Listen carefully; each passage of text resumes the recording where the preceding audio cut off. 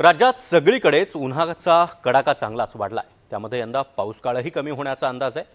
त्यामुळे राज्यामध्ये अनेक भागात आतापासूनच दुष्काळाचं सावट पाहायला मिळत आहे आणि यात राज्याच्या कृषी मंत्र्यांचा तालुका देखील अपवाद नाही। इंदापूरमध्ये शेतीच्या पाण्यासह पिण्याच्या पाण्याचा प्रश्नही गंभीर बनलाय।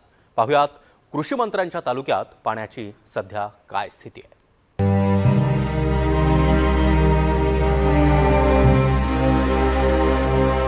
इंदापूर तालुक्यातल्या कळस पट्ट्यातलं हे कॅनॉल इथं पाण्याचा एक थेंब शिल्लक नाही। इथल्या विहिरींनीही कधीच तळ गाठलाय।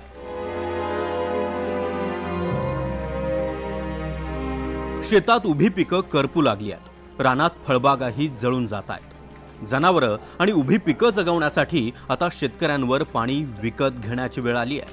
काय रे, काय नाव तुझं? आगलं अच्छा, किती लिटरची टाकी आहे? 5,000 5,000 लिटर। कुठे चालला घेऊन? शेतकऱ्याला कुठल्या शेतकऱ्याला? सुतार आहे तिकडे बरं, कशाला वापरायची त्याला हे? शेतीसाठी कुठे पाणी सोडणार तू हे? विहिरीत विहिरीत। किती रुपयाला टाकी विकणार? ही अंतर वाजते आता 1700ला विकणार। कळस पट्ट्यात खडकवासला उजव्या कॅनलवरून जवळपास 70,000 क्षेत्र ओलिताखाली येतं। शेतकऱ्यांना उन्हाळी हंगामातलं पाण्याचं पहिलं आवर्तन मिळालंय, पण दुसऱ्या आवर्तनाचा अजून पत्ता नाही। त्यामुळे शेतकरी चांगलेच संतापले आहेत। खडकवासल्याचं पाणी मिळालंच पाहिजे। पाणी आमच्या हक्काचं नाही, कुणाच्या बापाचं कोण म्हणतं देणार नाही।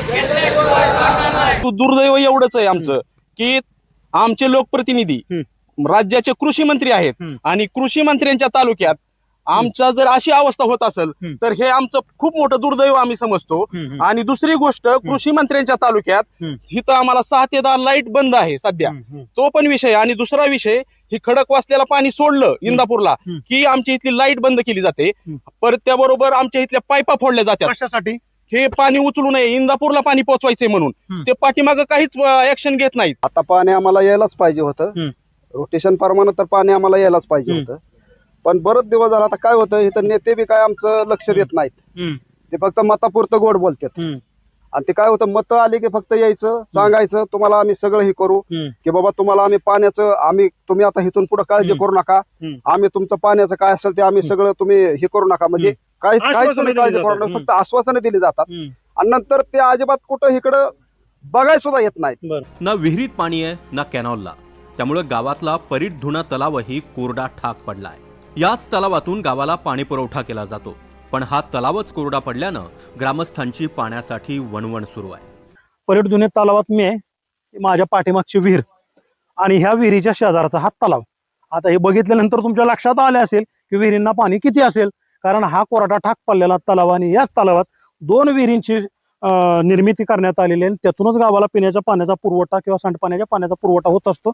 सध्याचं भीषण वास्तव जर बघितलं तर टँकर मधून गावाला पाणी पुरवठा केला जातोय। काही खाजगी टँकर आहेत, ते पाणी विकतात 60 रुपये, 50 रुपये, 70 रुपये, 100 रुपये मिळेल त्या भावानं 200 लिटरचा एक बॅलर गावातील लोकांना विकत घ्यावा लागतो। हे इंदापूर तालुक्यातील कळस गावातील भीषण वास्तव आहे। आमचं म्हणणं असं आहे की जर कॅनलला पाणी वेळेवर आलं तर तलाव भरतो, आणि तलाव पण हे पाटबंधारे खाते पूर्ण क्षमतेने भरून देत नाही, तलावातून ओव्हरफ्लो होऊन देत नाही। त्या तलावाच्या बाजूला शेतकरी पाणी उपसतात म्हणून ओरड करतात, पण जर त्याच कॅनल तलावाच्या जर एक चारी आहे, त्या चारीला वेळेवर पाणी खाली जाऊन दिलं तर ते शेतकरी या तळ्यावर पाणी उपसायला येणार नाहीत। इंदापूर तालुक्यातलं 10,000 लोकसंख्येचं हे गाव राजकारणाच्या दृष्टीनंही महत्वाचं मानलं जातं। हे गाव कायमच कृषी मंत्री दत्तात्रय भरणेंच्या पाठीशी राहिलंय, पण याच गावातलं पाण्याचं भीषण वास्तव एका आजीबाईंनी सांगितलंय। आंघोळ कशाने करायची बाबा, पाण्यात टिपका नाही आम्हाला कुणाला। घेतो इकात, त्याला बी इकात, आंघोळीला वापरायला इकात, त्याला द्यायचं 200 रुपये एका बॅलरला, 300 बी म्हणतात अडवून। मग आता दिल्याशिवाय मार्गच नाही। किती बॅलर घेताय?